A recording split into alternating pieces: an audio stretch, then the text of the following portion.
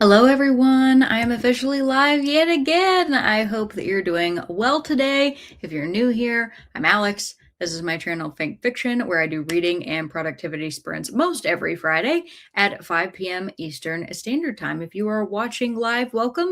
And if you are watching the recording after the fact, welcome to you as well. I am so freaking excited to tell you all that I will be reading Wizard and Glass tonight, but I am only 70 pages away from the end. And I will be finishing this book tonight. Whether it happens on stream or it happens after stream, it doesn't matter. I will be finishing this book tonight. I think because the ending seems to me like it's going to go by pretty fast, I'll probably end up finishing it on stream. And if I do, I wanted to show you all in honor of Sir Francis back here that Kat sent me a little gift in the mail, a little joy package, if you will, that I had absolutely no idea was coming. And she sent me two Capybara kids books. One of them is the Capybaras with really cute art and the illustrations inside. I'm looking forward to reading this little story. But the second one is a Scholastic book, and it says, "Do not worry, be Cappy." And I read the back of it, and I guess it's got like jokes and fun facts and quizzes and silly memes, as it says. I was telling Keaton, like, memes have officially, that word has made it into children's media, which is just hilarious to me. But don't these look so cute? So a big thanks to Kat. I did text her earlier, but I wanted to show these on camera because this will be a really nice wind down, if you will, after the deep emotional trauma that I'm experiencing from Wizard and Glass. Really good book, though, by the way. It's objectively, in my opinion, the best of the Dark Tower books that I have read so far. And yeah, it's that good compared to the others. My next second favorite is The Gunslinger, the very first book. So the second and the third book, in my opinion, do not compare to Wizard and Glass. So, as always, this is a chill time. Sit down, grab a drink, grab a snack, curl up under a blanket, or put a fan on you. It's a little chilly here today, but I did actually mow the grass for the first time this season today while I was on my lunch break. And I am going to be drinking. I have some water in here with an electrolyte packet. So, this is your reminder to go get some water and let me know what it is that you are reading or working on tonight. And I am going to go over to the comments and see how everybody is doing. And Rob is the first one in. Hey, Rob, I have no idea how you made that weird little bubble thing around grab a drink, grab a snack, but that's pretty cool. It's messing with my eyes on like the side comment part, but right there it looks way more normal. You said, I picked up The Daughter's War by Christopher Buehlman at the library. Hello, room. And Rob says, Keaton, I'm going with quesadillas. I ended up making us some wraps, some buffalo chicken provolone wraps with an orange, peeled. I peeled them in orange for dessert, and then I made some of that like Lipton extra noodle soup that I ate all the time when I was a kid. And I personally believe that that stuff is better than Campbell's canned soup, 100%, hands down. So that's what we had for dinner. Pretty good dinner overall. And Elena's here. Hi, Elena. And she says, hello, Alex and Rob. I hope you are doing well. And she says, I'm almost done reading Into the Deep by Robert D. Ballard. Very nice. And you said, I'm good. Glad to hear it. And congrats, Alex, on reaching 1,000 subscribers. Thank you very, very much. Rob says, Elena, hi. And Kat says, hey, Alex, Rob, and Elena. I just got home from my walk and need to shower. Good job doing your walk, Kat. If I do any reading, it will be A Bear Called Paddington by Michael Bond. Awesome. Heidi says, Rob, so your third Bewley, Daughter's War, was his best prose yet and an excellent story. The final book is out in October, The Thrice Bound Fool, which that's a fun name for a book. And you said, I'm reading Dracula and Weave World, both great. Weave World is a wild ride. Heidi, is it more of a wild ride than The Carpet Makers? When you say wild ride, like how much? And Rob says, Kat, Heidi, The Lesser Dead, I have on hold from another library, so maybe 2 weeks wait for that.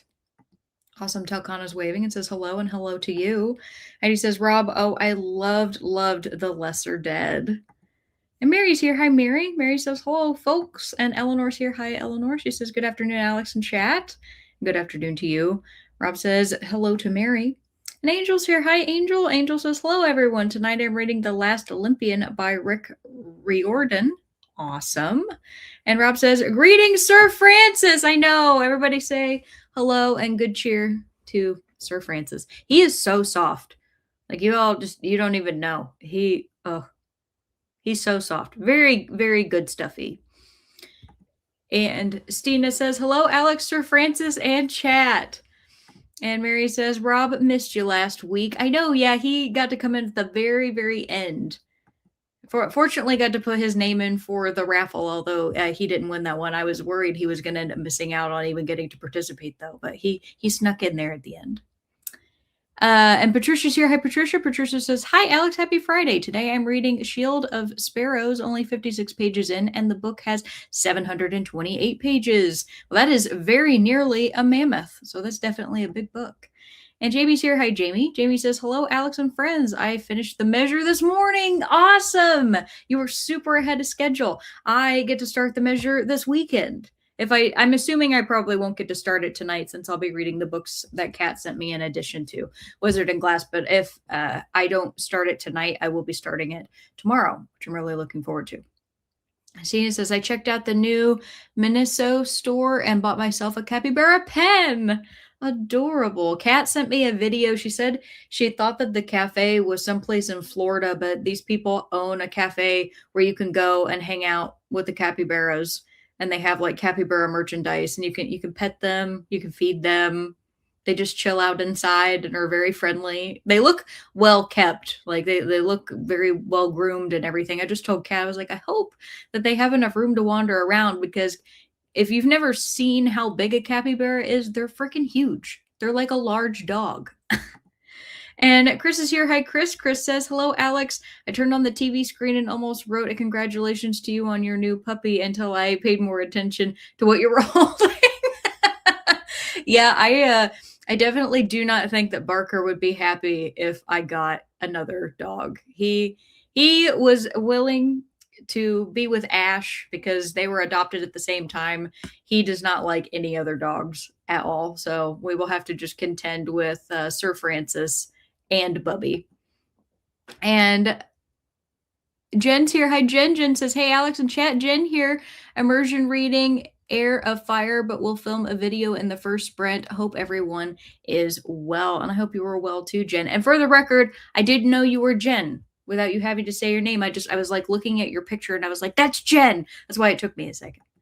And Jimmy says, Rob, I hope you love The Lesser Dead as much as I do. Rob says, Jamie, this guy is definitely a new favorite. And Carmen says, hi, Alex and chat. Hi to you, Carmen. I'm reading Story of a Murder by Haley Rubenhold today. Very nice. And Mary says, I will be starting Lucky Seed by Huang. Hope that's good. And Alex is here. Hi, Alex. Alex says, hello, everyone. Alex peeking in from Japan. And Stina says, I think I'm going to start Automatic Noodle tonight. Nice. Please let me know how you like that one, Stina. I've been debating about whether I should get that in the future at some point. And Rob says, Stina, condolences. And Jimmy says, Rob, The Lesser Dead was my first Buellman and set me down the rabbit hole to find everything he's written. Absolutely a new fave of mine. That's so awesome. I love that everybody who comes in here talks about how much they love Buellman. I am excited to be reading The Black Tongue Thief this year. It's happening. Tolkana says, I finished The Measure yesterday. Great job. Looking forward to the chat about it. This is going to be awesome.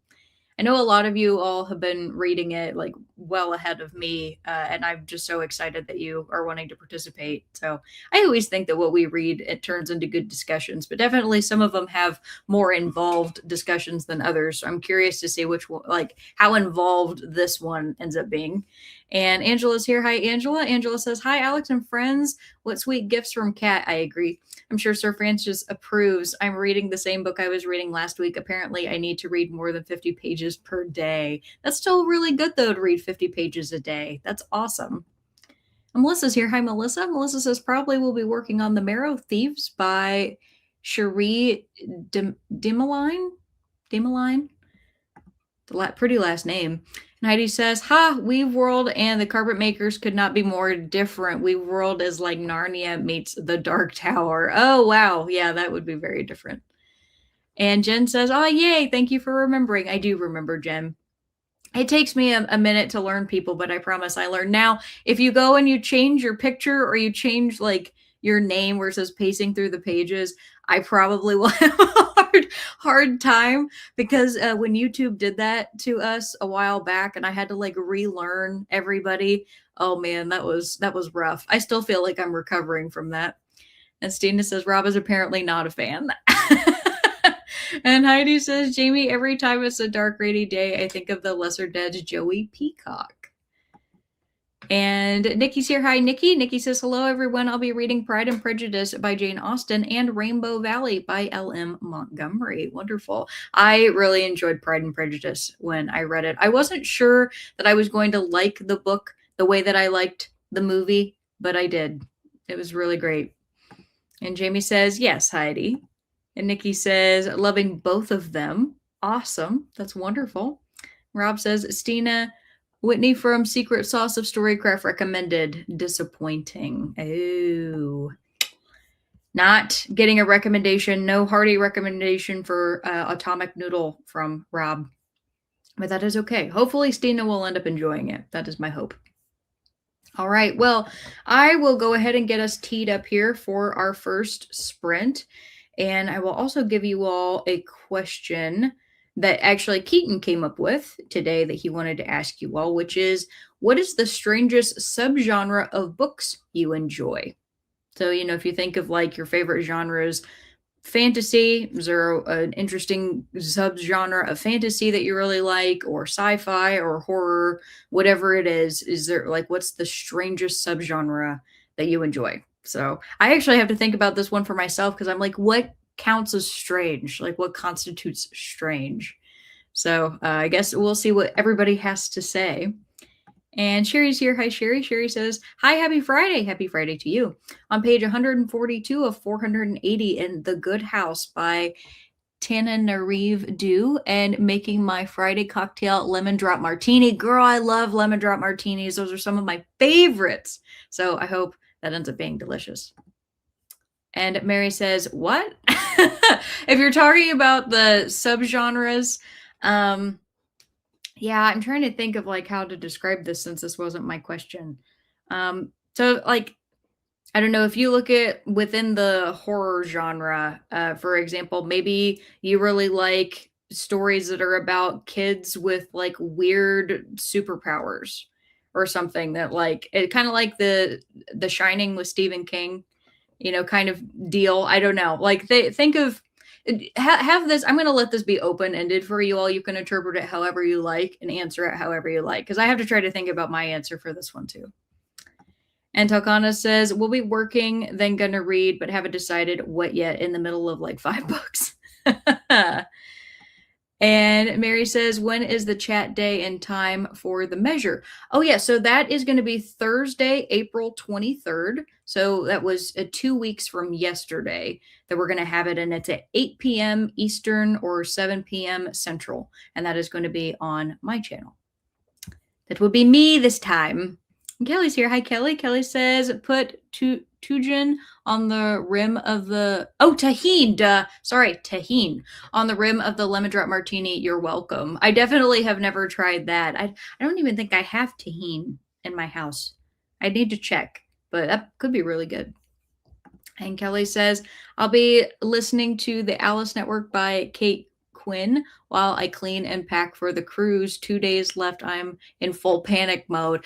But a cruise sounds awesome. That's one of my dreams. I've never been on a cruise, and I feel like I'm at an age where I would truly enjoy it. I don't know that I would have liked it very much as a kid. I also didn't appreciate trains when I was a kid, but I'm older now, and a cruise sounds awesome. So where are you going, and for how long will you be gone? And Sherry says, ooh, Kelly, nice rec. I don't have any, but might get into it. There you go. That's awesome. Perfect. Well, I got you all set up here with your question, and 45 minutes up on the clock. We're going to look at this beautiful field here.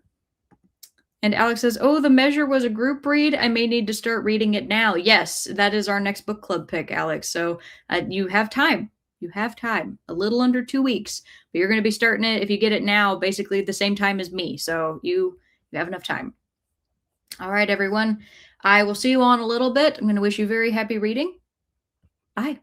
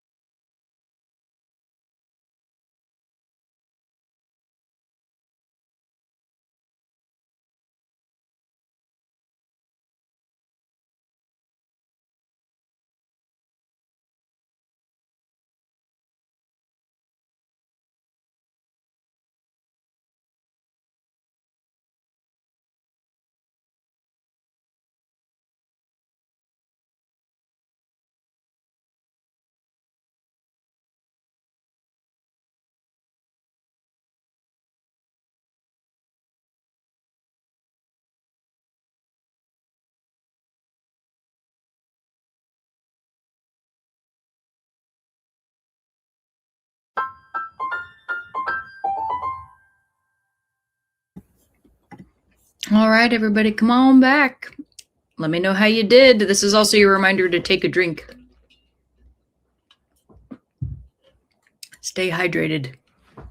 I made some pretty good progress during that last sprint, and I have made it to page 970. So I'm 40 pages from the end.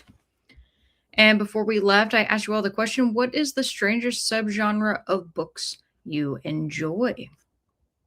I forgot to mark the place where oh wait, no, I did mark it. Yay, me. All right, Kelly said it's a 5-day 6-night cruise, and it's a work event, a writing retreat where I'm the guest editor. That's really cool. So it's sadly not just for fun.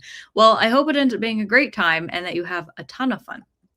And Kat says, I'm back, Alex. I feel much better. Well, good. I'm happy to hear it. It's always nice to get all cleaned up. And Heidi says, Slipstream or weird fiction, magical realism, anything by fellow K. Dick, Kurt Vonnegut, Haruki Murakami, and China. Is it Mayville? That's awesome. And Naomi says, hello, I'll be reading Theo of Golden. Well, wonderful. It's good to see you. And Alex says, I had to Google subgenre list, but mine would be wuxia fantasy, steampunk fantasy, and cyberpunk. There aren't a lot of books in these subgenres, in my opinion, but I absolutely love these settings. That's awesome. I would have to say my subgenre would be, it's actually a combination of the sci-fi horror genre when those come together. And it's specifically either where there's like an evil alien creature that is hunting people, or you have some sort of evil corporation that is like impacting or affecting the world, and that like the crew or the main character has to go against them in some fashion. Like think like Weyland Yutani, or like the creature from Alien. Like Alien to me is just like, I know that's not a book, but it's like a perfect example of what that subgenre would be if you could put that in book form. And Ann says, trying to do too many things at once, trying to do this and waiting on Artemis to splash down. In addition, I'm trying to eat homemade strawberry ice cream. Ooh, homemade ice cream is so much fun. That's also really exciting about Artemis. I've been keeping up on like what the crew's been doing, and that story where they named one of the moon craters after the deceased wife of one of the members, and it was a surprise. I choked up. That is for sure. Actually, no, I think I fully cried. Come to think of it, I think I fully cried. But it was really sweet. And Nikki says, I finally got the Alice Network on audio from the library. How are you liking Alice Network, Kelly? And Rob says, sci-fi, I like books that just start, no backstory, and there's no ending, just never ending dread. Also stories that aren't explained. I would have to agree that as long as it's done well, stories that are open-ended are really fascinating to me and can be really good. And Nikki says, cozy mystery for me. Wonderful. And Jen says, for the question, my favorite subgenre is cozy culinary mystery. So specifically, cozy culinary. I like that. Mary says, I'm jumping on the train. I like Scottish cozy. Okay, very cool. And Elena says, hello, Kat and Mary. Mary says, hi, Elena. And Mary says, DNF'd Lucky Seed, too vulgar and trashy for me. Okay, well, that's too bad. You said, starting The Cabin at the End of the World by Paul Tremblay. I read that a couple years ago, so really curious to see what you think about it. And Angela says, I enjoy a dark, atmospherical, gothic classic novel above all. Throw in a vampire and I'm in La La Land. In the mystery thriller genre, I prefer psychological thrillers. Awesome. I definitely like something. So my favorite kinds of books, and this isn't a subgenre, it's just when a book does it well, is a story where I can't guess what's going to happen easily. And I know that I've talked about that before, and I'll probably talk about it until the day that I die. But just and you all know, like when you've read so many stories, and I mean, it's the same with movies. Like when you've watched so many movies, you go and you watch a movie and you can reasonably guess what the next thing is that's going to happen. My favorite are the ones where I'm sitting there and I don't even have any good guesses about what's going to happen because it's just so wild that I'm just sitting there waiting for the author to tell me because I'm so excited with what they came up with. Or I have like really solid guesses and I end up being wrong. Those can be super fun. I like not being able to guess the end of a book. Jess is here. Hi, Jess. Good to see you. And she says, hey, Alex, I'm just uploading a new Read the Beats episode, but for the most part, I'm taking it easy today. Well, awesome. I hope you're doing well. Happy Friday. And Mary says, hi, Jess. How is your weather? Are you okay? And Heidi says, Angela, pick up Susie McKee's Susie McKee Charnas's The Vampire Tapestry. Vampire is a professor. And Rob says, Angela, A Kiss with Teeth, Max Gladstone. And Stina says, steampunk, I guess. All right. Anne says, once I finish Judge Stone, it has been very difficult to find another book. Trying on Earth as It Is Beneath by Anna Paula Maya from the International Booker Prize shortlist. Well, hopefully you end up enjoying that one.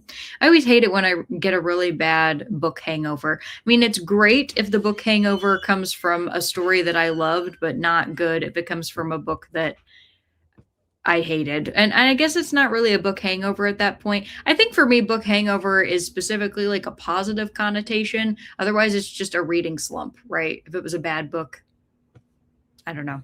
Naomi says, so I actually didn't read that sprint. I scrolled Instagram. All right. Well, don't doom scroll. As long as you're not doom scrolling, I want to encourage you not to do that. I do that way too often. It is not good for me.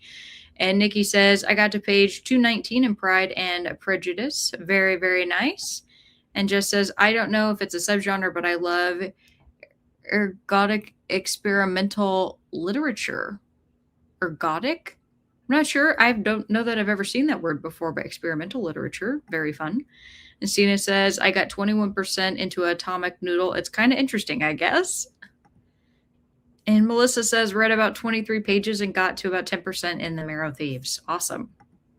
And Lauren's here. Hi, Lauren. Lauren says, hey, Alex, I don't know about subgenres, but I just finished the Sun Eater series, 7 books and a few mini books, and now I don't know what to do with myself. Oh, no, you are having a book hangover, Lauren. I'm so sorry.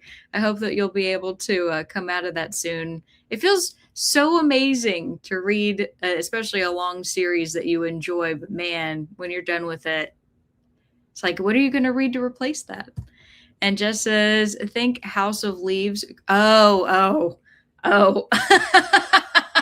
Okay. Yeah, okay. Currently reading If on a Winter's Night, a Traveler, which falls into that category. Okay. I hated House of Leaves. I hated it personally, but that doesn't mean that I wouldn't like something that is different or experimental. I just specifically did not like that story, and it had nothing to do with the Navidson record. It had everything to do with Johnny Truant. And the fact that I was able to say both of those things by name when I can't remember the name of anything ever, that should tell you how much I remember that book. I hated Johnny Truant with a passion, but the Navidson record was pretty cool. And Zach says, I'm way too strange. I have no idea where to even begin answering that question. And that's okay. Alex says, I got up and dressed in that sprint, ready to either read or write in the next one. Perfect. Kat says, I guess my strangest is new weird fiction, speculative fiction, or mythic fiction. Do zombies count? I think so, Kat. Yeah, because if horror is the genre, then zombie stories would be the subgenre. So yes. And Jess says, oh, hi, Jen. And Melissa says, I like historical crime novels. Awesome. Kat says, no reading. I was talking to Barry about a new person I found online today that has some interesting recipes I want her to, and I told her to try. Also took my picture for 6 Sad April challenge. Well, cool. Tell Barry I said hello. And Jess says, for those unaware, I'm literally struggling to not finish Heir of Fire right now so I can finish it on Jen's sprints next week. Oh, no. I don't know how you're going to hold off that long. And Angela says, Rob, thanks for the recommendation. Sounds good. I'm always looking for more of those books. Melissa says that would be stuff like the Maggie Hope series, the Bess Crawford series. Okay, cool. In terms of historical crime novels. And Rob says, Alex, The Scourge Between Stars by Ness Brown matches your preference 100%.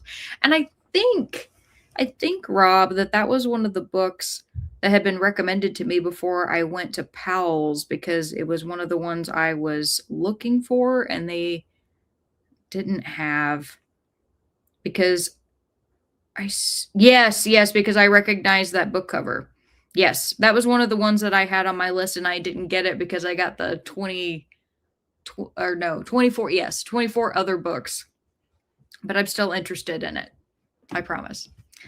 And Jamie says horror is my jam, but I'm not sure I have a favorite subgenre. I guess I do have a thing for apocalyptic end of the world horror like The Mist or psychological horror. Well, there you go. That's your answer. Apocalyptic. Angela says, I looked over the word strange. Oh well. No, and I mean really, if you're somebody that's deep into a genre, what seems strange to one person is going to be the norm of a subgenre to you. So strange probably isn't the best word, but that was the one that Keaton used when he came up with the question. So I just put it down verbatim for what he said. And just as our weather hasn't picked up yet, but I think we're officially in a state of emergency with severe wind and rain warnings across the country. Cyclone should start hitting us tonight. I am so sorry. I am wishing you safety and just security and that everything ends up being good where you are and that all of your family is okay. And Melissa says, I don't think that historical mystery, no, historical mystery isn't that strange. I don't think so. And Kat says, Barry says hello and he hopes you have a good week or good weekend. Thank you very much. And Rob says, book hangover. I loved The Wind Up Bird Chronicle by Haruki Murakami. Yeah, I need to read another Haruki Murakami. I have the digital copy of IQ 84 that I'll get to, but that one's just so long that I have to want to really dive into that. But The Wind Up Bird Chronicle is one of the ones I think people talk about a lot for him. And Angela says, Heidi, thanks, Heidi. I will check that book out. Mary says, just keeping you close in my thoughts and prayers. That's very nice of you, Mary. Eleanor says, I like a Western subgenre with a horror or mystical element to it. Also just finished The Measure via audiobook. Hooray! That's kind of funny that you say Western subgenre with horror or mystical elements because that's literally the Dark Tower series. It really is, especially Wizard and Glass. This one's like the most Western of them all. And Jamie says, during that sprint, I read my daily chapter of Monte Cristo and did the dishes. I'm going to be so sad when I'm done with the Count of Monte Cristo. It's so much fun. Yeah, but then you could go and read The Three Musketeers or something if you wanted to. I need to read The Three Musketeers. I enjoy the Count of Monte Cristo so much that I want to read The Three Musketeers. I just don't know when that is going to be. Just says, ergodic literature is described as a book that requires, I guess, active participation from the reader. There's more than just reading left to right in a linear fashion. A dumb question maybe for me, but if you have like one of those choose your own adventure stories or one where like you have to read something and then flip through the book to go to another page and then you have to go back to a different section in order to like figure it all out, is that considered ergodic literature? And this came to my mind too, but I know that it's unrelated. That book that was released where if people could put the pages in the story together in the right order, that they could send it into the publisher, and I think that they would get a prize or something. I don't think that they do that anymore because it was for a very limited amount of time, but you can still buy that book. And the intention is that you rip all the pages out. You're supposed to rip them all out and read it and try to assemble it in the proper order. But apparently it's nearly impossible because of all the people who've ever tried it. Was it 3 people had gotten it right? It might be more by now. I'm not sure, but I remember picking up that book in a Barnes and Noble and going, "Oh, what's this?" and reading the context for it. And I just thought that it was wild. Kelly says, I made it to 14% in the Alice Network, folded 2 loads of clothes, got an emergency load in the washer, and cleaned off the counter to prep dinner. Very good, very good. I also did 2 loads of laundry today in addition to mowing the grass. Keaton did the dishes last night, which I appreciate. And just says, everyone hates Troy. Yes, he's awful. And a really easy one to start with is a book called The Day She Wanted by Quinn Casey. The thing with ergodic lit is to trust the process. Okay. The Day She Wanted. I can honestly say I haven't heard of that one. I don't think I've probably seen the cover either. Let me see. The Day She Wanted.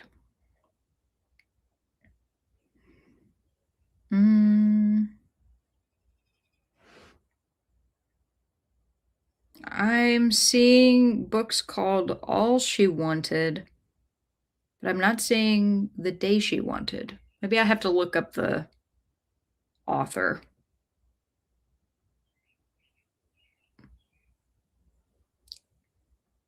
Quinn Casey. The Day She. Sorry, give me 1 second. I'm trying to find this. Wanted to see if it comes up. It is not. That's not the first time that that's happened, though, when trying to search for something, like, just looking in Amazon, because that's the easiest way to try to find a cover most of the time. It's not in Amazon, or at least not that I can find, so I'll have to try to look that one up later. Melissa says, Kelly, how are you liking the Alice Network? And Tolkana says, LOL, no idea. Sentient plants? Oh, that would be for our little friend from the spell shop. The spell shop. I enjoyed the little plant friend. I forgot his name. And Sherry says, it read 45 pages and not stranger subgenre, but I love legal thrillers. Okay, perfect. Zach says, I will note I gave the Scourge between 0 stars.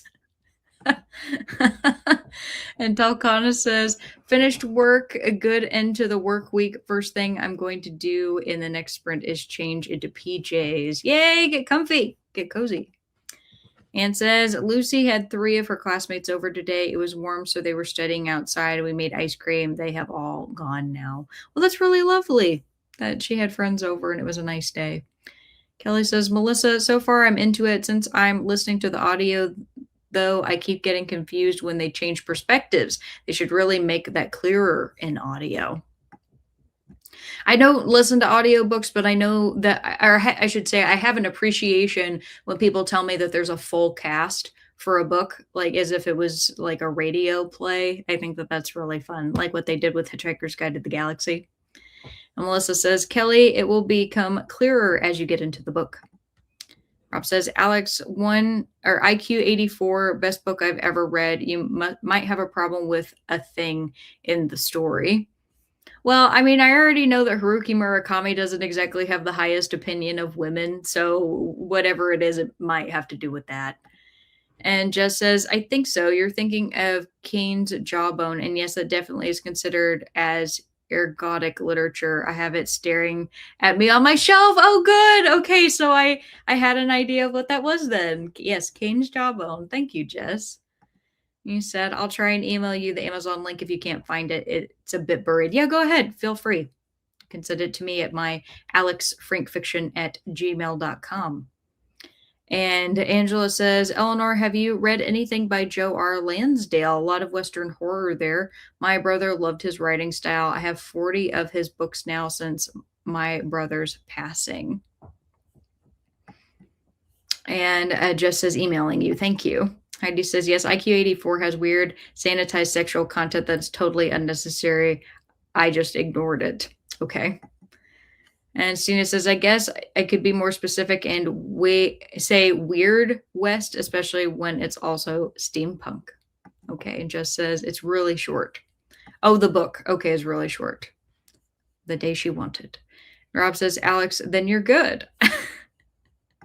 Melissa says, Kelly, I have never done the audio for the Alice Network, even though I have read it at least twice. Oh, wow. Cool. That's awesome. All right, everybody. Thank you for answering. That was really fun. And I'm going to go ahead and give us the next question and set us up for another 45-minute sprint. And this next question is going to be, would you rather have to try to land a plane with just you in it or steer a cruise ship full of people? So, you know, take your pick. There's good and bad in both. I'm just curious which one is gonna which one seems better to you. Also, did I use the right spelling of steer? Yes, I did. Okay, good. World's worst speller, and I own that. It's not great. All right, cool. I got you all Your next question got another 45 minutes up on the clock, and I wish you all very happy reading. I'll see you all in a bit. Bye.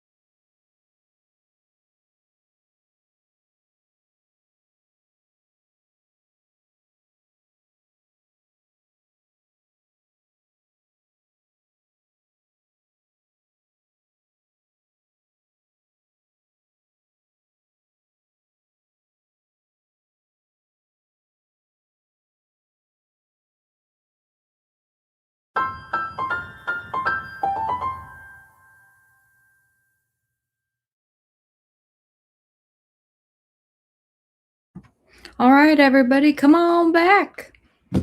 Let me know how you did. I made it to page 999 of 1010. So I will be completing this book during the next sprint. Very, very excited about that. And before we left, I asked you all the question, would you rather have to try to land a plane with just you in it or steer a cruise ship full of people? And Eleanor said, Angela, I plan to read my first Lansdale The Bottoms in June. Awesome. Talcana asked, do we like the people? And I responded that they are strangers. Talcana says, are they strangers with lots of Dramamine? We will say no. But the ships probably do have some on board, but probably not enough for everybody.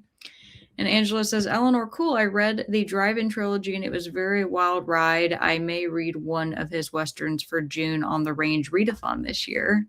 Cool. Stina says, I'd say it depends on a lot of weather conditions. Are there icebergs, tornadoes, and how big is this plane? I'm guessing the cruise ship has sophisticated programming on the bridge. So the plane would just be like either like a single person or two-seater plane, like you're talking about like an individual pilot's plane because you're just flying yourself. It's not a commercial plane versus a cruise ship, which is, you know, massive and full of people. And Alicia says, hello, Alex. Happy Friday. And happy Friday to you. Just joining finished dinner with the family. I'll be working on my page designs. Wonderful. Did you have pizza? Angel says, Alex, is that a Jacket and Sally cup? Jack and Sally cup. I love The Nightmare Before Christmas. Yes, it is. My dad saw this and he heard me say that I like The Nightmare Before Christmas years and years and years ago, and still to this day he's buying me stuff for it. He actually sent me a picture of this and I told him that I did not want it. Like to me, in my opinion, this looks like it's covered in a lot of AI art, which is what I told him. I'm like, I don't even know that that's art that like anybody drew. And he just went, well, too late. I already bought it. Hope it's not a piece of shit. And I was like, all right, Dad. And I mean, the cup obviously works really well. I use this mainly as my workout cup because it's the easiest to drink out of when I'm on the treadmill. But it does also glow in the dark, which can be really nifty if I'm trying to find something in the dark and this is like by the bed or something. So, you know, that could be kind of fun. And Zach says, land a plane. I did that blindfolded in a sim for my aerospace engineering class with another student giving very basic altitude, heading, and speed info. That's super cool, Zach. Good on you. And let's see. Alex says the plane for sure. And Nikki says it would be a plane by myself for me. Yeah, that would be for me as well. Because I feel like I would be able to call somebody and be like, hey, like tell me how to land this plane. Like I would be able to get a hold of somebody and then the only person who would be in any danger would be me, and I would be okay with that. Cruise ships, while you could theoretically probably steer them and keep everybody from like drowning, there's like so many crazy things that can happen with cruise ships if you like run them aground on reefs or anything like that, or when you're trying to pull them into port, you can actually like just ram right through the dock, potentially causing all sorts of issues. Yeah, definitely look up like cruise ship fiascos for when the captains had either crews or they themselves didn't know what they were doing. I don't want to do that. I'd rather be controlling the plane. Kat says land the plane. Melissa says the plane. Anne says, Lucy just said that Artemis is supposed to splash down at approximately 8 p.m. Woohoo! That's so exciting. At about 1 hour from now. I'm going to have to pull it up. I'm guessing there must be live footage of it. I will have to find out. And Alicia says, yo, hi, Alicia, yo. I choose the plane. I feel like I could do it after taxiing a Chesnia, because that's the same thing, right? And Jimmy says, assuming there's a kick-ass flight instructor talking me through it, I'll land the plane. And that's the thing. You would be able to get a hold of one. I can guarantee you. If you called around or like there was an emergency and you're like, I need the tower control for the nearest airport, there is going to be somebody who can walk you through landing that plane. Because you know how I know that is because I've seen videos of it happening. There have been pilots that like their engines went out, their landing gear malfunctioned. They were students who were taking like their first flight by themselves, and they get somebody on the phone and that person tells them how to do it. Like, you totally can, I believe. Talcana says, I think the cruise ship bound to be one other person who knows what is supposed to be what it's supposed to be doing. And Stina says, I decided on the cruise ship. I've driven a 1967 Dodge Polara with no power steering, which should be sufficient experience. Oh, that's funny. Elena says, finished my book Into the Deep by Robert D. Ballard. Very nice. You said, I'm reading All the Birds in the Sky by Jane Anders. Sweet. Rob says, plain Piper Cub. I'll do that. 747 will be an epic fail. I don't know. See, 747s have way more like autopilot gear and stuff than a lot of like two-person planes, you know, because they are commercial. So I don't know. I'm not thinking it would be like the B movie. Anybody who has watched that movie knows what I'm talking about. Or you're gonna go with a small plane. Mary says, definitely the plane. I have a chance. It will be quiet. People on ships screaming with, oh yeah, they definitely would be screaming with advices enough to have me crash intentionally. Jimmy says, good call, Stina. I wish that I had thought of that. I've experienced driving a 1973 Chevy Impala when the power steering went out and it was the size of a boat. Stina says, in my beloved PT Cruiser that I drove for 18 years had the turning radius of the QA2.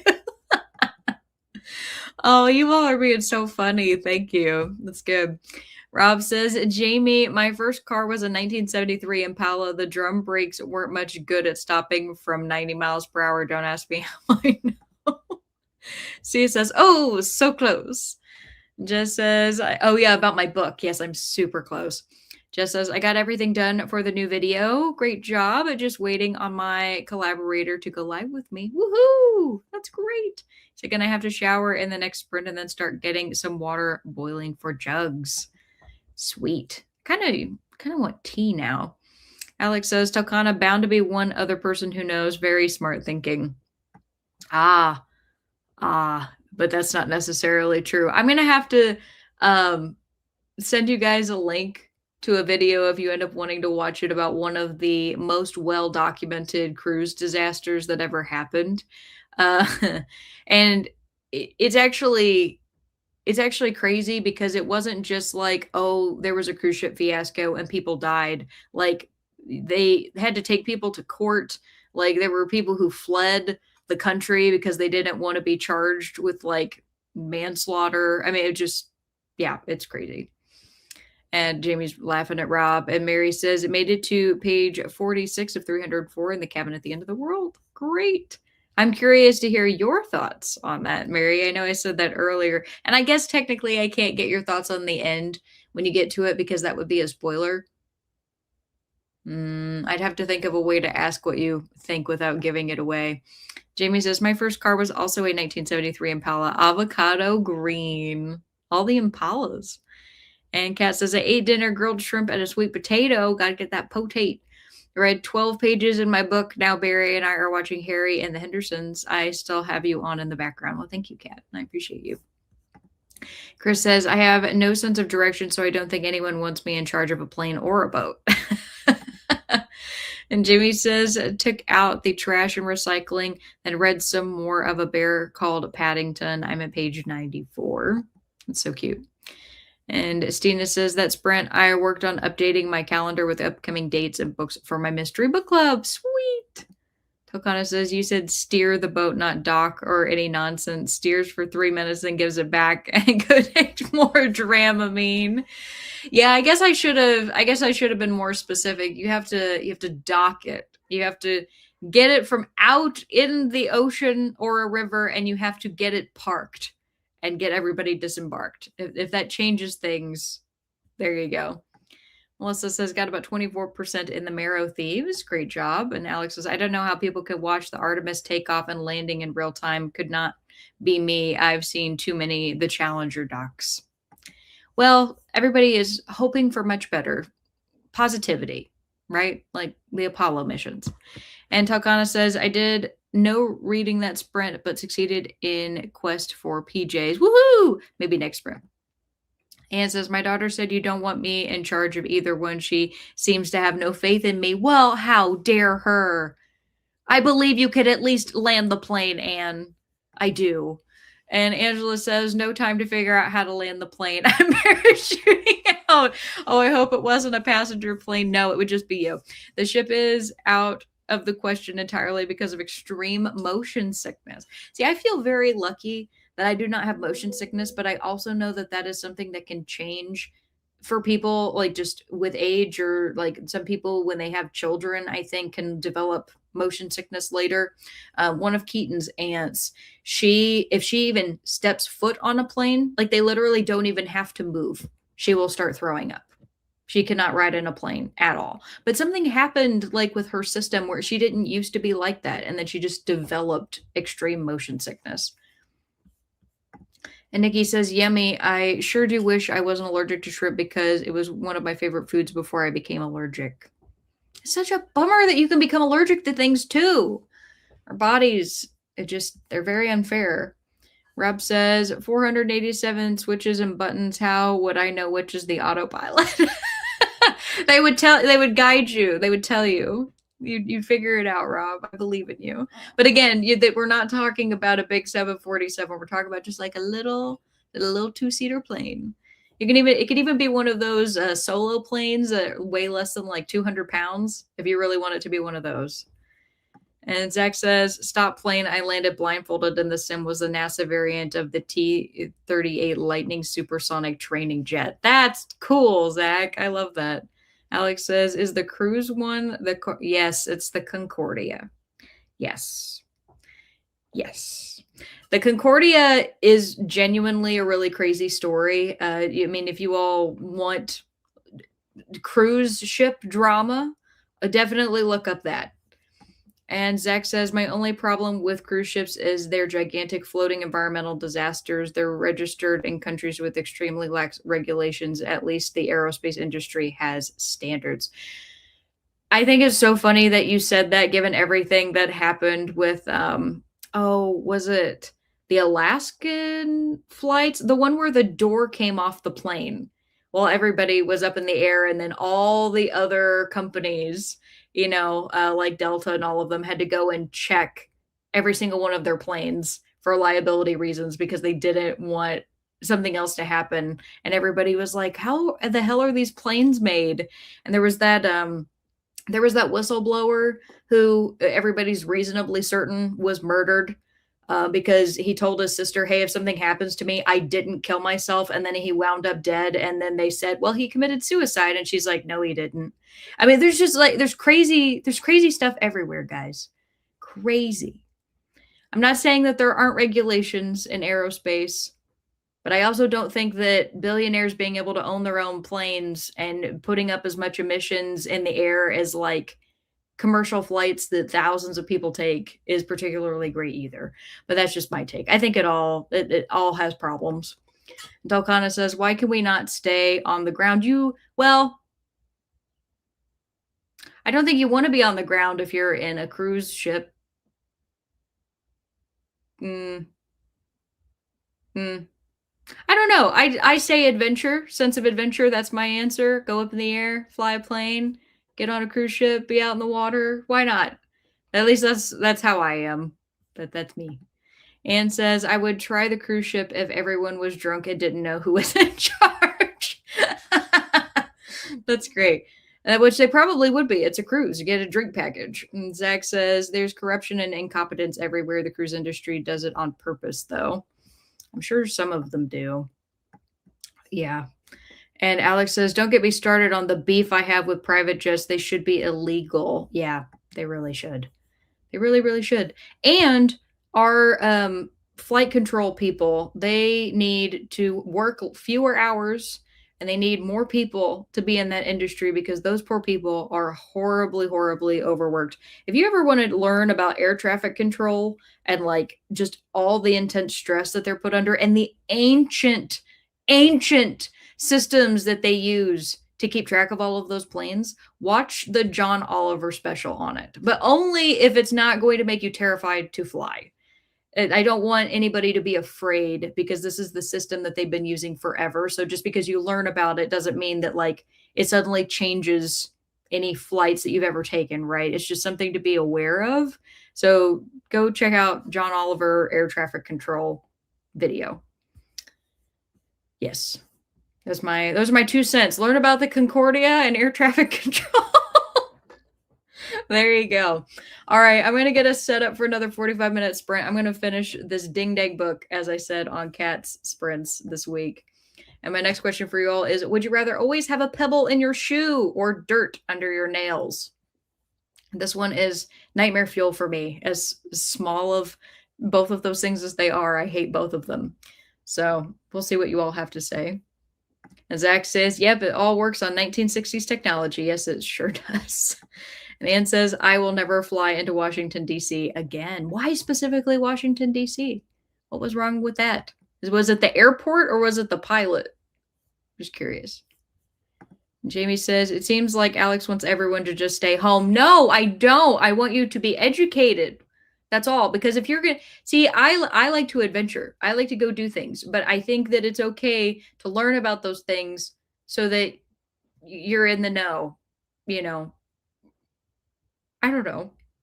I think that information is power and it shouldn't make people more terrified. That doesn't mean that it doesn't though. I mean, hell, with my job, the amount of paranoia that I have about my own home, right? Because I know all of the things that can go wrong with a building now, especially dealing with water. You know, I tell you all about like my water mitigations and stuff that happen and like, you know, electrical fires and all sorts of stuff. I mean, like it really makes you think about things more, but that doesn't mean that it isn't good to know about it. So I guess that's me. But if it would make you scared, don't look any of that stuff up because I don't want you to be afraid. I don't want to make anybody miserable. I want you to go out and adventure and live your life. That is what I want. All right. We got people answering the questions, so I'm going to go ahead and start the 45 minutes, and I will see you all in a little bit. Happy reading. Bye.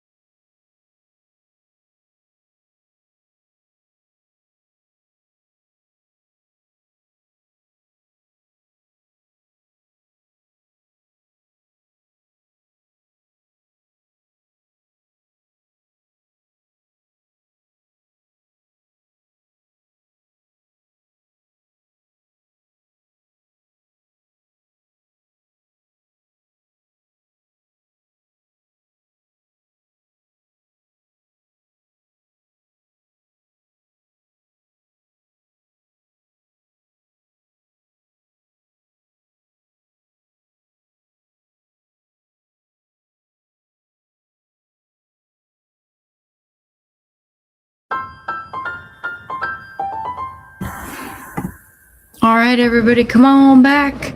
Let me know how you did. I finished Wizard and Glass, and it was really good. I enjoyed it a lot. I actually texted Kat that I was done, and I was like, hey, looking forward to reading this book.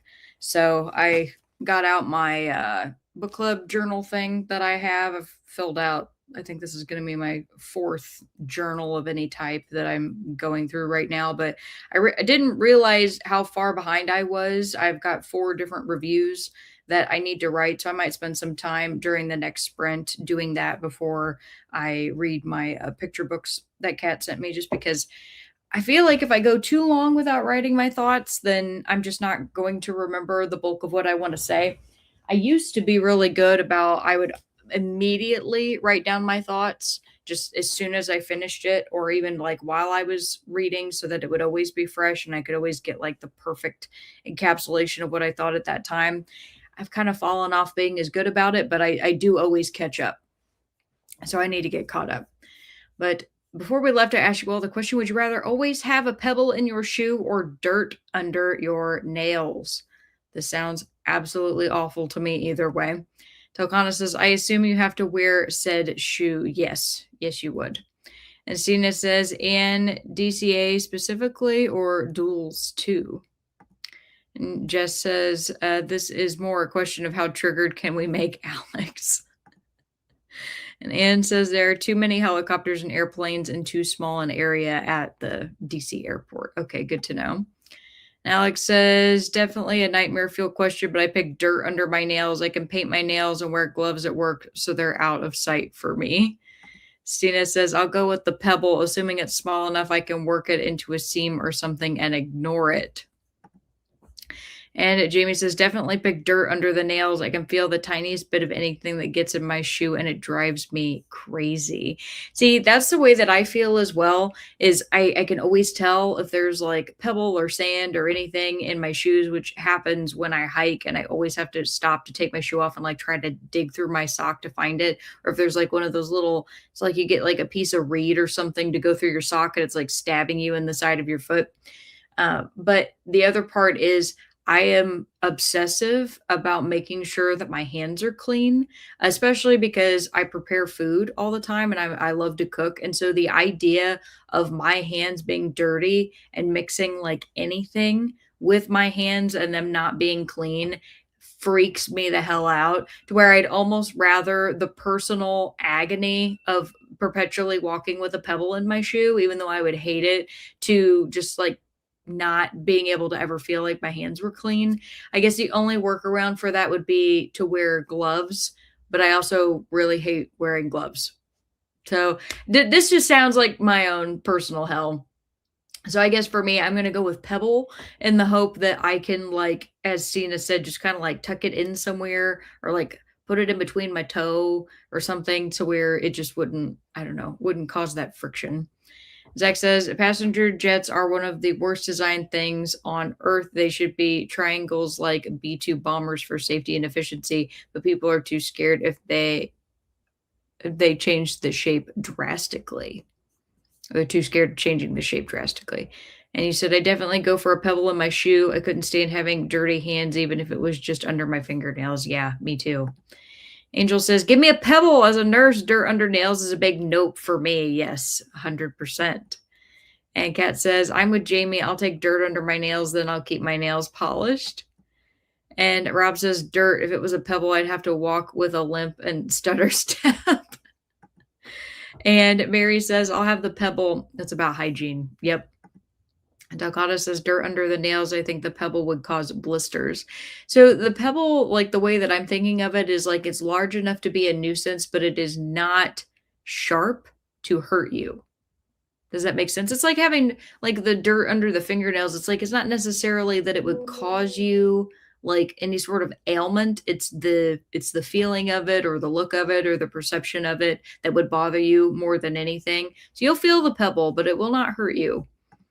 And Heidi says, there was a wonderful children's song, Something in My Shoe. My son loves it when Rafi sings it. Something in My Shoe. I don't think I know that song. Maddie's here. Hi, Maddie. Maddie says, integrity splashes down in 5 minutes. Are you talking about Artemis? Or is that like, is there a different part of Artemis called Integrity? And Melissa says, thanks for sprints. Got to about 37% in the marathons. Hope to see you next Friday. I'll see you then, Melissa. Mary says, 91 of 304. Alex, what did you rate this? So right now, I'm giving it 4.5, which is the highest rating of any of the Dark Tower books. 4.5. I do think that it is genuinely a good book and a good story, and I would recommend it to people, even if I wouldn't necessarily recommend all of the Dark Tower books. So there you go. And Nikki says, I got to page 223 in that sprint. Great job. And just says, shower had, going to make some lunch and read some more of If on a Winter's Night, a Traveler. Wonderful. Jamie says, woohoo! Yeah, it's always nice to finish a big book. 1,010 pages. It feels good to finish that. Heidi says, yes, Wizard and Glass. Yes, Heidi, I'm sure you are happy to know that so far that one is my favorite. And Rob says Artemis 2 just landed safely. This is so exciting. That's so awesome. And Nikki says dirt under nails, but would prefer neither. Of course, we all would prefer neither. Telcana says finally got around to rereading Mate Out by Ali Hazelwood. Got to page 81. Wonderful. I've never read an Ali Hazelwood, but I know she's extremely popular. Jamie says brewed a pitcher of iced tea and ate a late lunch, early dinner. Continued with Paddington.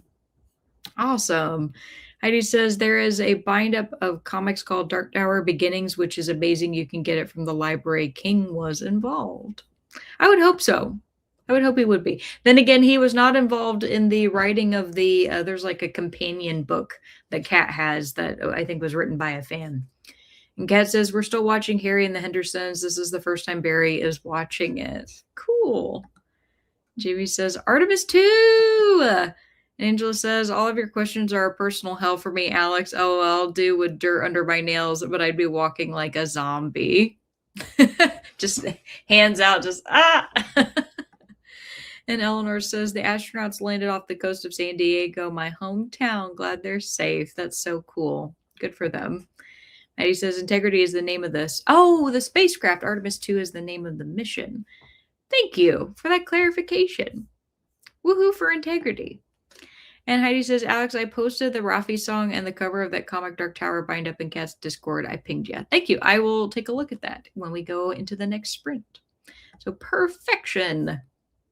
All right. Well, thank you, everybody. And I think, like I said, I'm probably going to work on my reviews. If I end up kind of getting stuck, I'm going to pick up the smaller of the picture books that Kat got me called the Capybaras, which just, I love this art. It's adorable. Keaton saw it and he was like, they look terrifying. And I'm like, no, they're adorable. How dare you? And now that we're in the last 2 sprints of the evening, I'm going to ask you all the questions that I ask every single week. One of which is, what is something you learned over the last week that was interesting? Key here is it just has to be interesting to you. It doesn't have to be interesting to anybody else. I like learning new things, even if I have no idea what you're talking about. So put in the comments whatever you like. And Zach says, I hated Wizard and Glass. It took me 3 or 4 attempts over the course of 12 years to finish. Well, I'm sorry to hear that you hated it. Yeah, I really liked it. I liked it a lot. I think, as I told Kat, to me, it's the story other than the Gunslinger that has the most coherent, like, it's a beginning, middle, and an end. It's not like this ambiguous, like, thing where it just kind of goes or meanders or anything. I feel like it is its own encapsulated story, and it is removed from all of the other craziness that's going on with the Dark Tower. And I was even telling Kat, like the very end of the book, I was going, what the hell? Like when it got out of Roland's past and it got back to them, and it just went back to the weirdness that is their journey and all the random crap that they encounter. And I was like, I just got out of this coherent and seemed almost normal kind of like Western story outside of like the, magical elements, like witches and like a magical glam and stuff like that. But other than that, seemed like a pretty normal Western. And then it's just straight back into batshit. so I know that is what is awaiting me awaiting us, Cat and I, in book 5. So, waiting to see what happens there. But all right, you guys have your next question. I got 45 minutes up on the clock, and I'm going to wish you all a very happy reading, and I will see you in a little bit. Bye.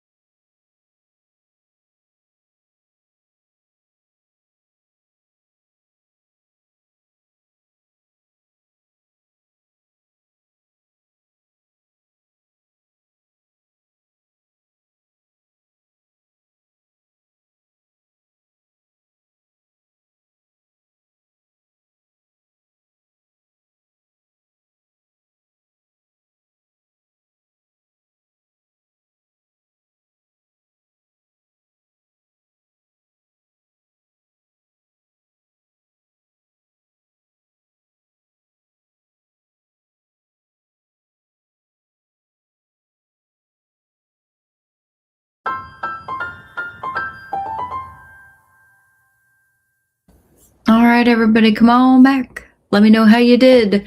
I spent that whole sprint writing my 4 reviews, and I actually very nearly done. I just have like one small little section to do, which I will finish up in the last half hour, and then I will be able to go and read my picture book, The Capybaras. So looking forward to that. This is a nice wind down after finishing Wizard and Glass. And before we left, I asked you all the question, what's something you learned over the last week that was interesting? And I'm happy to start. My interesting thing that I learned, and I've really started paying attention to it because I can go down the rabbit hole on social media, is apparently the way that the algorithms are designed now is, as you know, if you go online long enough, you're going to start seeing like really negative things that make you upset. It could be things that make you sad, things that make you angry. And what they do is strategically, they will show you things that make you upset, and then they'll show you something happy. And then immediately after they show you the happy thing that makes you go, oh, they show you an ad. And so it's not just that though, because I paid attention to mine, and sometimes they'll show me something like really, really upsetting. And then they'll show me an ad for like a charity, because my algorithm knows that I donate money to various charities. And so like they just show me a bunch of really sad stuff because they're like, well, this group needs money, and this group needs money, and this group needs money. And it becomes this really overwhelming feeling of like, there's so much bad in the world and I can't do enough to fix any of it, which really is like, it has not been good for me. And so just trying to like kind of fight that loop and to pay attention to not only like the content that is being fed to me and how that content makes me feel, but then where they're placing an ad or like telling you like, hey, you should donate money to this thing, honestly does help, because it helps me fight that cycle of like just continuously going. I've found that it's a lot easier for me to like turn off the apps now and to put my phone away and be like, okay, I need to focus on something else. So if that ends up helping you, I hope so. And if not, that's okay too. But Nikki said, I was interested in the meaning of some year 1600. Wait, I was interested in the meaning of some 1600 words and their meanings. So words from the 1600s. Okay, that's cool. And Delcana says it's possible to mock static C plus, is that C pound classes using Shim's Microsoft framework. Very excited, and this will save me so much headache later in the project. Oh, good. I can't do anything with coding. I'm very, very, very, very limited on my ability to understand anything going on with code. I can view like small portions of HTML because of, believe it or not, Neopets of all things. But yeah, I can't do anything else outside of that. So that's awesome that you can. Now he says, I just learned about red light therapy. My sister loves it. You sweat a lot like in a sauna and it makes you feel relaxed. Red light makes you sweat? Oh, I didn't know that. I didn't know that part. I have a friend who uses one of those light masks, and she says that it really helps her with her rosacea. So I don't know, but that's cool. If it does like make you feel that relaxed. Jamie says, most of what I found interesting this week was following the Artemis 2 crew updates and learning more about them individually. The whole mission has been a joy to follow. And isn't that a beautiful thing, to feel joy about space travel again? And Angela says, I learned the lead singer of the band who sang the national anthem at the NCAA championship game graduated from the same high school as my daughter. She knew him. I sent her the video, made her day. That's so cool. I love that. Nikki says, one of the words I learned was prudence, and it was actually used in the 1400s originally, not in the 1600s.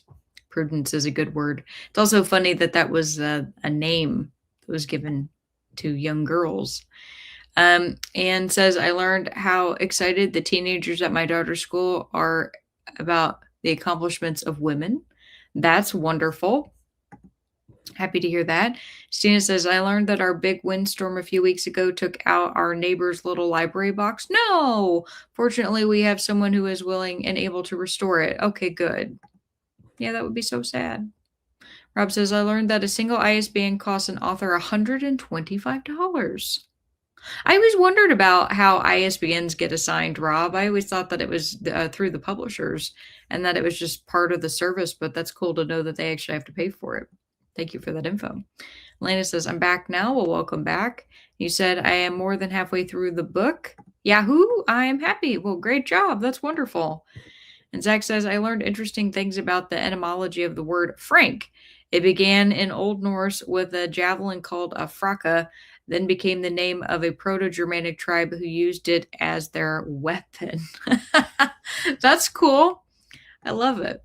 He said later in Old French, it was adopted by the nobility, which called themselves the Franks, and the meaning changed to free, but only in the sense that the wealthy were free back then, which led to the modern usage meaning free as in direct and to the point. Sorry if that was confusing. It's hard to do this in chat. No, I mean, that was cool. That was a cool flow, because that is one of the really interesting parts about language, is like how much it changes. I mean, even with each generation, but definitely over the course of like a few hundred years. And so that was neat. Thank you, Zach. And Eleanor says, signing off to make dinner. Thanks for sprints. She's probably long gone. Bye-bye, Eleanor. Thanks for coming. Rob says, a cloud weighs 1,000,000 tons. A cloud typically has a volume of around 1 kilometer cubed and a density of around 1.003 kilograms per meter cubed. That's a density of about 0.4% lower than the air surrounding it. So that has to do with the volume of precipitation, right? That's in the cloud. I mean, water's extremely heavy, so that's cool. Thank you, Rob. 1,000,000 tons. And Alex says, well done on writing the reviews. Thank you. It's just nice to feel caught up. I'll get behind again, but it's nice to be caught up right now. And Kat says, we finished our movie. Yay! Barry really liked it. Harry and the Hendersons is a classic. It was released the year I graduated from high school, 1987. And Chris says, I learned that all my student loans were discharged. I was shocked because I had filled out the paperwork a year ago. Well, congratulations. That is wonderful news. That's really, really awesome. Jamie says, I did some reading that sprint, but mostly watched the coverage of the Artemis crew recovery. Tokanos has got to page 99 of Mate. Awesome. And Zach says, book The Witch of Blackbird Pond has a character named Prudence. It's set near Salem during the witch trials. Good middle grade book. I do love books that are set during the Salem witch trials. That's like one of my favorite times of history to learn about, just because it was such a hard time for women, and like reading stories about women navigating that. I think that's one of the reasons I really like Slewfoot so much, and why it was like a very compelling horror novel, is because the bulk of the horror was not from the creatures. It wasn't from, demonic influence or anything like that. It was literally the people. It was the real actions of the people in the town and the cruelty that they were willing to inflict, and how like the magic by comparison seems so small and petty.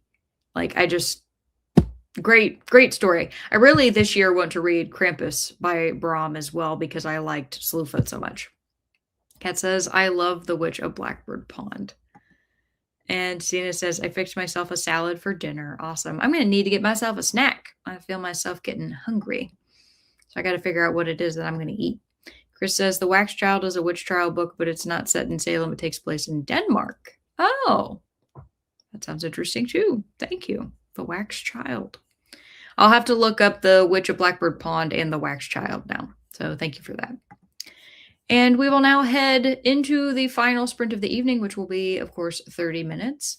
And my last question of the evening is going to be, what is one thing you've accomplished over the last week that you're proud of? It could be big, could be small, it could be something that you did 5 minutes ago, or something you did immediately after sprints last week. The key is just that you get to recognize yourself for accomplishing stuff, because I think that that's important, especially in today's world where it feels like if we're not productive 100% of the time, then we're failing somehow. It's like, you don't have to be productive 100% of the time. You just have to have accomplished something, regardless of what it is. So we'll focus on that. And I'm going to go ahead and also get the timer switched over here to 30 minutes. Pardon me while I get that updated. Alrighty. So I'm going to finish up my last little remark that I have in here for the final review, and then I'm going to read my capybara picture book. And I will wish you all very happy reading. See you all in a bit. Bye.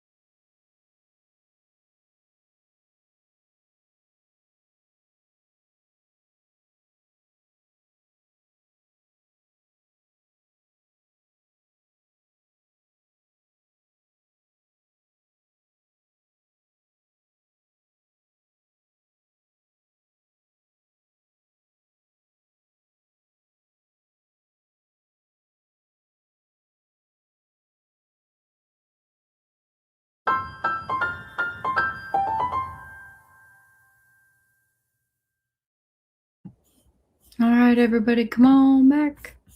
Let me know how you did. I finished up my review. I read the Capybaras, which was super fast because there's really not that many words in this book, but even just the message that it gave in these 48 pages was a very nice one, and I liked it a lot. It's actually sadder than I expected too, but a good story. I'm currently going through the Scholastic Don't Worry Be Cappy book, and it's so cheesy. But there's also some really interesting capybara facts in here, which are fun. So, and of all things, a recipe for capybara coolers, which is where you take watermelon and banana and you freeze it and you blend it with frozen strawberries and a little bit of lime juice and some milk, and it gives you a nice refreshing little summer drink, which I think is very fun. So before we left, I asked you all the question, what's one thing you've accomplished over the last week that you're proud of? I've had a lot of stuff happen over the last week in terms of just like stuff going on with work and stuff in my personal life and everything. But I will say, I just feel proud of, I guess, the stuff I accomplished at work. Every single day I went in and I had stuff that I needed to do, and I was able to get all of that done. And even the things I couldn't finish this week, I got scheduled to be able to take care of later. And I just feel like I'm on top of my stuff as much as I really can be right now. When you have a job like mine and you have to kind of like wait for other people to give you information. So yeah, doing pretty good on the work front, even though it can be stressful and frustrating at times. Cena says we got our taxes filed this week. Very good, very nice. Nikki says, paid a bill that I have been struggling to pay for a week and a half. Not my problem. It was something on the doctor's office's end. Oh, I'm sorry to hear that. That is a pain. I'm currently pretty nervous because the bills for my physical therapy have started going through my insurance and like getting approved and getting worked on. But like the way that they're showing in the insurance system is really weird. And my office for my physical therapist is not billing the way that you would expect, which is where, I started in December, right? So you'd bill for December and then January and then February. They billed first for March of all things. And I'm now done with physical therapy. I finished physical therapy at the beginning of April. So was it last week? Last week was my last physical therapy session. Because I got to come here last week and tell you all that I was done, right? So it's just, I don't know. I have a lot of concerns about the way that that's going to start coming through and being billed, and whether like my doctor's office is actually going to put things through appropriately the way that they're supposed to, or if I'm going to have to fight them. I really don't know. So just wish me luck with that, because either way, it's going to be expensive, but it's going to be worse if they can't itemize the bills properly, which is the way that it's showing up in my system for the insurance. Is everything just looks messed up. So I don't know. I'm just sorry you had to deal with that. Did I miss Zach's comment? I think I did. I'm really sorry about that, Zach. Zach says you could read Caliban and the Witch by Sylvia Federici, which goes into depth with the witch trials and how they formed and functioned. It's rather upsetting. And I said, I bet it is, Zach. While Hour of the Witch is fiction, it was very real with how they put blame on the women for no justifiable reason, and how the husbands could just lie if they had a wife they wanted rid of, which is really, that was the roughest part of that book, actually. And Mary says, thanks, Alex, for sprints, company, and chat. It was really great to see you, Mary. You take care. Zach says, during the last sprint, I got an email from the author, Kathleen DePlume, who wrote a romantasy book called Dragon Queens, which I really, really like. She gave me a scoop about her next 2 books. Well, that's lovely. Cool. That'd be very exciting. And Jamie says, my accomplishment of the week is my continuing spring cleaning purge. I passed on some small appliances to others who can use them. Very nice. And Zach says, Alex, I'll have to check that out. The Mercies is like that too. Yes, that's one of the other books I'm going to be reading this year. And Jamie says, all 4 astronauts are out of the capsule. Yay! They made it back home safe. Rob says, I'm happy I was able to purchase some clothing from an internet friend that thrifts. She's been door dashing to make ends meet. Well, that was really awesome of you. I'm sure she appreciates that. Nikki says, I got to page 224 in that sprint. Great job. Jamie says, I finished Paddington. Very cute. Kat says, no reading that sprint. I updated my social media and letterboxed for old school April. And Angela says, I accomplished reading another 52 pages tonight. It's no easy feat considering the subject matter and annotation. I also wanted the entire first season of Dark Shadow, or watched the entire first season of Dark Shadows this week on Prime Memories. Yeah, I didn't even know that the old Dark Shadows was a thing until I went to the theater with my grandma to see the newer one that was with Johnny Depp that came out years ago. And yeah, Barnabas Collins he's a really interesting character. Kat says, I'm glad you are enjoying the capybara books. They're cute. Alex says, the capybara cooler sounds so tasty, doesn't it? Nice and refreshing. Kat says, I'm proud that I wrote a blog post and filmed a video on my first quarter progress on my aims and activities for 2026. That's great. I guess I can say I wasn't thinking about it, but I could say that I'm proud that I finished Wizard and Glass tonight. Huzzah. And Rob says, thanks for sprints. Good night, Sir Francis. Sir Francis says good night to you, Rob. And thank you. I hope you have a wonderful weekend. Alex says, that's so weird. They're not billing you in order. Yeah. Yeah, it is really weird. I'm very concerned. And Stina says, thanks for sprints and conversation. Have a great week, everybody. You too, Stina. Thank you. Nikki says, thanks, Alex and chat for sprints. Yes, it was great to see you. Hope to see you next week. And Jamie says, thanks for sprints and conversation. And thank you, Jamie. With that, wish you all a wonderful evening. And I'll see you hopefully next week. Bye.